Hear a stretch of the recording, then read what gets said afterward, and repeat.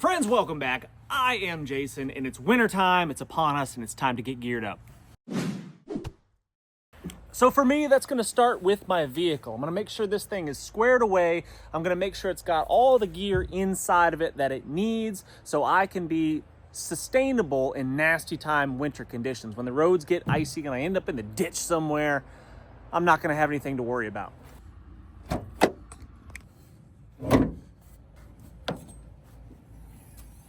First things first, stay on top of maintenance. If you haven't stayed on top of maintenance, now is the time to start doing that. Check your oil, check your tires. Searching for my tire pressure gauge all over the place and I can't seem to find it. So I'm gonna do a very calibrated test.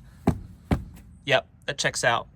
I generally run 65 PSI in my tires here, but in wintertime, slippery conditions when traction is essential, I might consider taking a couple PSI out of those tires so I can get more traction.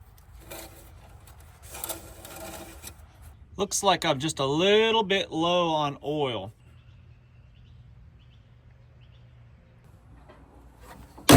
How old are your batteries in your vehicle? Have they been in there for 3, 4, 5, 6 years or more?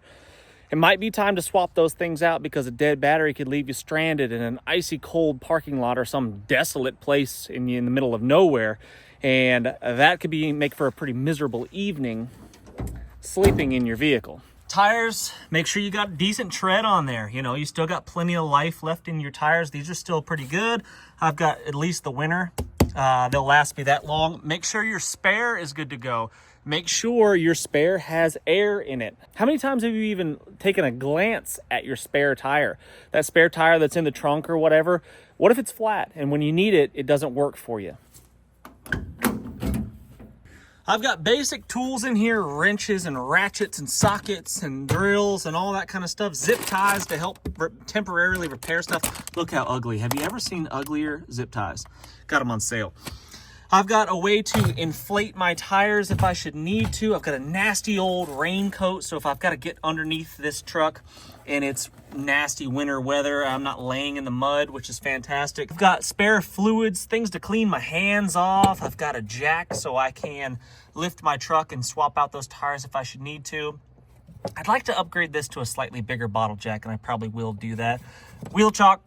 Got some tapes, extra oil and fluids, things of that nature, and an extra antifreeze right there just in case I should need it. Checking all those fluids, making sure I'm good to go. Jumper cables. Do I have jumper cables? Yes, jumper cables right there. And I also have a jump box that needs to be checked on to see if it's charged up so I could jump start my own vehicle if necessary. Friends, this is about the handiest light that I've ever had right there. It's got this really strong magnet on the back of it like that, so it sticks up underneath the hood or under the frame of the truck. You know, you can put it pretty much anywhere that's steel, and that is so dang handy for hands-free. I also keep a headlamp dangling right there, so I've got that to work with batteries in it. Of course, I had a battery debacle the other night. I had something carrying off one of my chickens in the middle of the night, and I got up, tried to put my pants on, right? I had to keep my pants laid out, loaded, ready to go with all my stuff in them. Tried to put my pants on. My pants are in, one of the legs is inside out, so I'm stumbling, I'm fumbling, I'm falling down. I get outside, I turn on a weapons light, and black, nothing. I go grab another one, same thing, gone, dead, completely dead. So I'm in the dark and I'm listening to the cries of my chicken being carried away. So lesson is, check your batteries. Make sure things are charged up, juiced up, so when you need them, everything always happens in the dark. Everything goes wrong when it's dark and you can't see anything. So make sure you got batteries. I don't have a whole lot in here anymore. So I used to kind of keep everything jam-packed, but it's nice to have some free space, you know, so when you're traveling with the family and stuff, they can throw all their bags and stuff in here. So it's nice to have a little bit of empty room and not have a completely jam-packed vehicle. So that's why this is kind of open right now. But what I need to do is go get my winter pack and get that staged and ready to rock. So that's what we'll do now.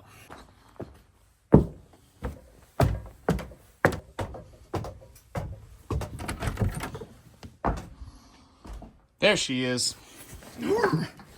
So here's my EXO mountain gear. I think it's a 4800. Yeah, 4800 EXO mountain gear pack, and this has some winter supplies in there. I need a bigger bag for the winter time. You know, if you're carrying sleeping bags, extra warming layers and all that stuff, extra calories and stuff, you need a little bit bigger bag than what I typically carry. I typically carry my Tara Humara from Hill People Gear, but it's just a little bit small for when the weather gets really cold.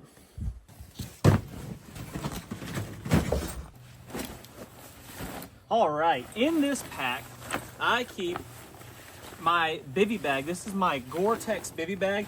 And in the wintertime, this thing is fantastic. I don't like carrying it all the time because it's big and bulky and heavy, but it sure is durable and awesome in the wintertime. So I'm gonna keep that in my pack right here. Now, I made a big mistake. I forgot about this. Here's a down-filled sleeping bag. Anvil Horn 15-degree wintertime bag that I like to use. And I left it in this bag since last winter. That's a big mistake, and I should not have done that. So I'm gonna try to get it out of this bag and start fluffing it up a little bit and leave it out and let it air and get in the wind a little bit and see if I can get it back to its original poofiness. You don't want to store them long term in stuff sacks like this because they lose some R value because they've been compressed too long. So I'm gonna fluff this thing up. Might even throw it in the dryer in the house. We'll see.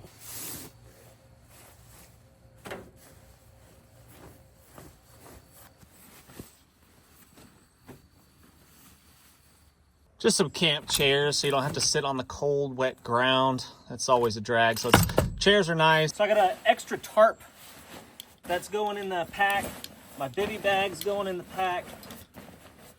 And that's all for now. I'm just gonna leave it empty because generally I still use my little pack, but if I should need to load up with a bit more gear, like if I'm going with the family, you know, and I need to carry some extra supplies, larger shelters and whatnot, this is the pack that I would use. What is that? Peanut butter? What? Gosh, I am slacking, friends. This is a video about what not to do, guys. Like, don't leave your pack jammed full of stuff from spring, summer, fall, and into the next winter. That's probably not a good idea, and that's probably not good. It might be still good, who knows? Oh, score! You know, for science sake, we need to see if this stuff is still good, I think. So let's tap into this. That's probably still edible, if I had to guess. Maybe not worth risking it, but Payday, that's probably still good, right? Well past its prime. Ah, fine. A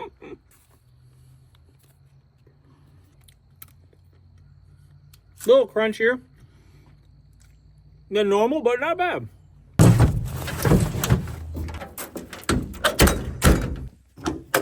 So in here, I keep tie-down straps, toe straps, a big long toe chain right there, because if I get stuck in a ditch, it'd be nice for someone to be able to pull me out. Good grief. Hopefully it's a big truck. And if somebody else gets stuck in a ditch, I can be there to lend some aid.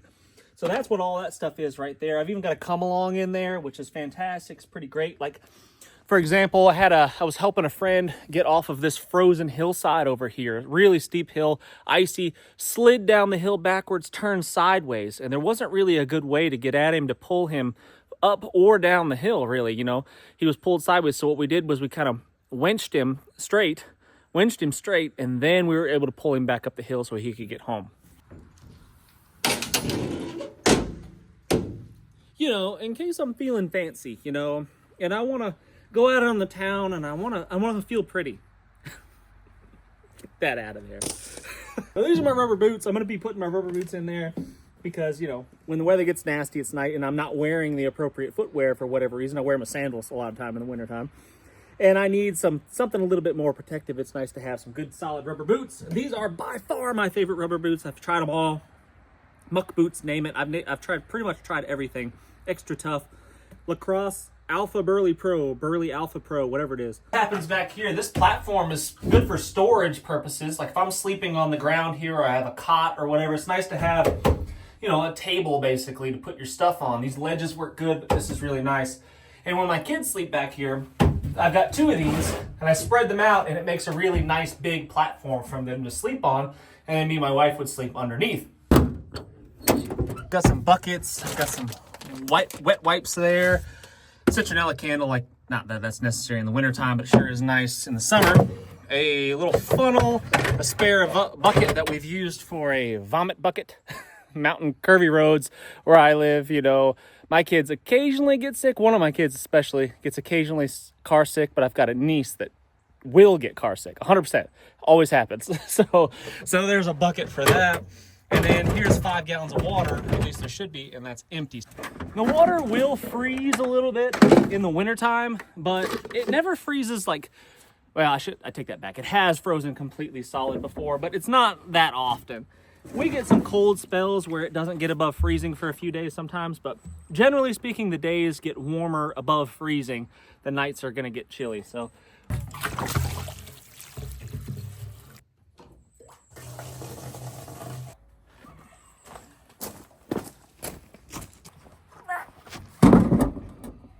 So here's my gear cabinet, my primary gear cabinet, I guess. I'm debating putting my chainsaw in here for the winter time. It has come in handy. It's come in really handy to have a chainsaw in my truck pretty much all the time before. I don't like leaving it in here because it's a pretty dang expensive item and it's not that hard to break into my truck and steal something like that. And I got probably a few thousand people at least watching this video right now, and they know what's going to be in my cabinet. So hopefully, you know, no one watching, hopefully all of you are honest individuals and don't come, you know, empty my truck of all of its contents. That would be great. Thanks. Anywho, it's always a risk, I guess, putting myself out there. Anyway, here's my primary gear drawer here, cabinet here, and this is where I'm going to keep, you know, most of my everyday kind of camping, hiking, backpacking kind of stuff, training gear and whatnot, tools.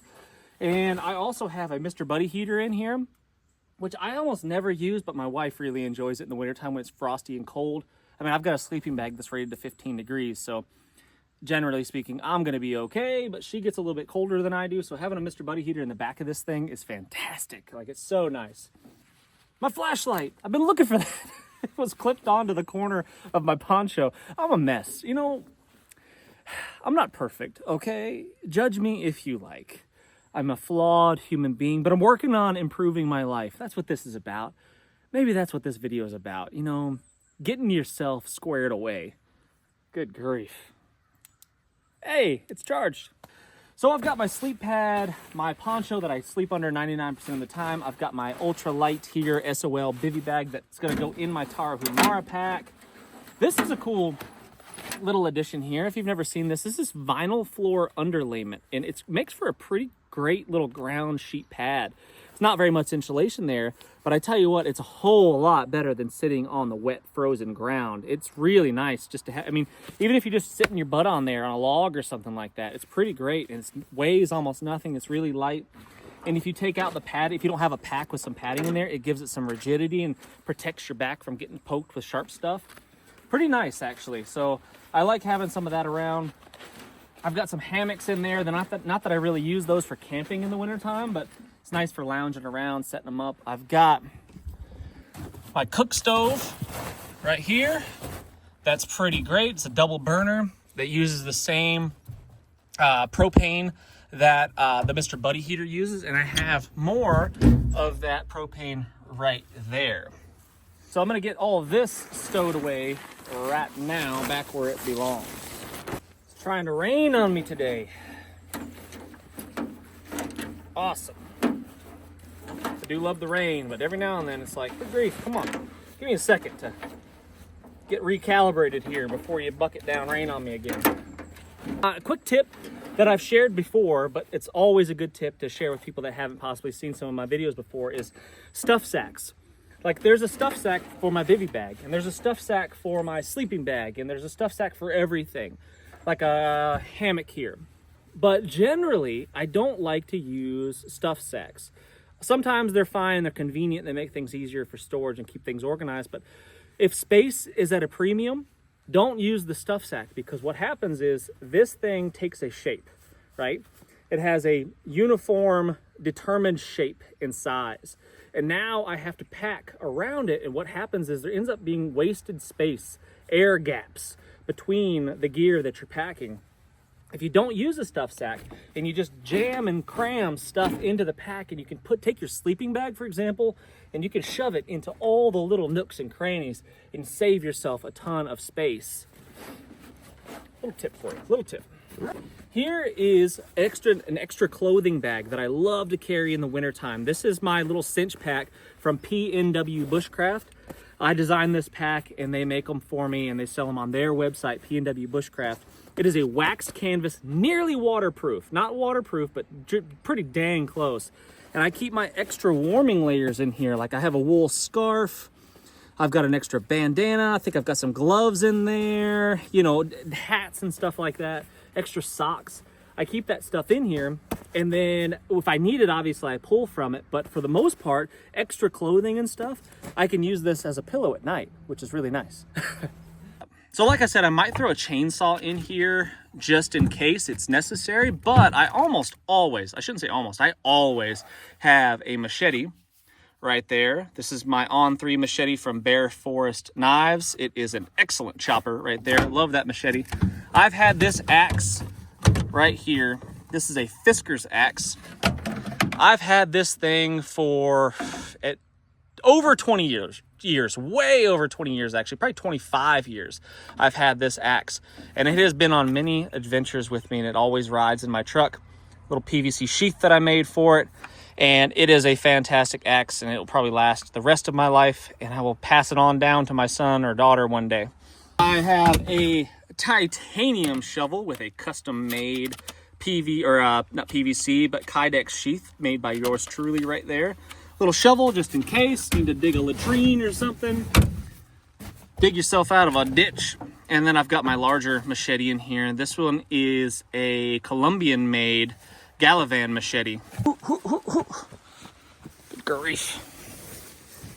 Let's get that in here. Set that in there. We'll go in the inside of the truck, I guess, while it's raining. But real quick, I guess we could talk about this. So this cabinet is where I keep all my stickers. It's where I don't like bumper stickers. I don't stick any stickers on the outside of my truck at all. I don't like doing that at all. But I do stick, whenever I get a sticker, I stick it right there. Jeff with a G. Funny story, when I go to church, the pastor encourages us to wear name tags. It's a small church and he wants everyone to get to know each other and everyone to know each other's names. But I'm not good at following rules, so I almost always give myself some other name other than Jason. There's too many Jasons out there, you know? The world needs less Jasons and more Jeffs. Anyway, Grail water filters. I need to get those prepped and ready for storage. I've got extra batteries for flashlights. I've got wet wipes, instant coffee. You gotta have coffee on the go, ready to rock. This is where I keep my camp stoves and stuff like that, my little stuff, in case we get bored in the back of the truck. I've got dry tinder in a dry bag ready to rock. So if I want to start a fire and I don't want to feel like searching for anything, 5 gallons of water, feels pretty full. Some freeze-dried food and whatnot in there. Everything's pretty squared away. Some rubber gloves in case I should need them. I've got, this stuff is amazing. If you've never tried that, elote. It is delicious and it's good on just about everything. My Go Reel. In case I want to do a little bit minimalist fishing, absolutely love the Go Reel. This thing is fantastic from Crystal Creek Gear. Love it. I love being a minimalist. I love going out and enjoying nature and doing wild things without being burdened with a whole bunch of complicated crap, fragile crap, for example. I haven't broken 2 fishing poles. My kids and my wife have broken 2 of my fishing poles recently. But these things, these hand reels, are pretty much indestructible. So for that reason, I love them. And it just requires so little gear. I mean, you're ready to fish. You can throw this in a small little fanny pack or a cargo pocket or whatever, and then be fishing in a second. So I love that. This is kind of my spring and fall bag right here when I don't need to get down to super cold conditions. That's my warmer bag. Get in here, out of the rain. How long have you been in here? Huh? How long have you been sitting in the back of my truck? That's the question. You leave a door open and she crawls in. She thinks we're going for a ride whenever you leave the door open. So I don't know how, she's been in here for a while, if I had to guess, a few hours. Huh, girl? Maggie girl. Just ready to go for a ride, aren't you? If there's ever going to be a need for a first aid kit, it's most likely going to be in a motor vehicle. And that's why right here, I always keep my first aid kit right here. This one's from Refuge Medical right there, Bear Independent. And it's a really fully comprehensive trauma kit right there. And I know how to use all of the items in there. I could use some more training, of course. I need to practice more. I need to refresh my skills on first aid, but I have been trained on everything in this kit, and I can use it if needed. Hopefully we never ever need it, but I keep it right here under the dash, hanging on the hook right there. So it's really easy to get to, easy to grab right there. Charging cord for my phone. It's a USB-C, and pretty much everything I have now, including the flashlights in my pocket, now that I found it, is a USB charged up phone, rechargeable phone or battery. And we should be good to go there. We have a full tank of diesel. All right, I've got a half a tank of veggie oil. So between those two tanks, I can go a long ways, probably close to 1,000 miles, maybe something like that. I'm not sure on the math. Math is hard. So I could go a long ways. And I always recommend that you never let your tank, regardless of the situation, get below a quarter a tank. A quarter tank is empty. Like you're out of gas. You're stranded on the side of the road if you're at a quarter tank. And if you pretend that's the case, you'll never run out of gas. And if, the winter storms come, if hurricanes are upon us, if whatever happens, the zombie apocalypse is here, and the gas station lines are wrapped around the store and out into the street, and they ration it out and they run out of gas, you won't be part of the problem. You will have the solution. You will have the fuel that you need to get your family to and fro. Hats. Love this hat. My buddy Daniel gave this hat to me. It's a waxed canvas hat. Couple of warm hats right there. Extra bandana right there on the dash. Crawl back into the back here with Max. You're getting hair on everything, Maggie. Extra warming layers. Here's my vest I was wearing earlier today. Here is an extra puffy vest, a cheap one that I've had for a long time, just a synthetic fill one. Here's a really nice down puffy jacket. My wool coat right here, love this. It's made by a company called Swan Dry. It's really long. It goes down basically like knee length. Extra warm wool. This is my wancho right there, a wool poncho right there that hopefully we'll have available on our website again pretty soon. Behind me is pretty much nothing except a fire extinguisher behind this seat right here. Maps, actual paper maps of the local areas, and I've got a few mostly empty packs right here, just a few fanny packs right here. This one has some fishing equipment in it. This one's empty right there, ready to go. So if we want to go for a hike or something like that, we need to throw a little bit of gear that's stored in the back on our belt or on our waist, we can do that. Huh, Mags? Come on, let's go. That's one way to do it. Sleeping bags. Here are at least 5 sleeping bags in the back. The back of my truck is fairly watertight, but not waterproof. So I don't want it sitting on the floor where those sleeping bags might get a little bit wet. And these have been used pretty much all summer long and all fall long. So they're good and dried out. They just need to be kept in here for when we do need them.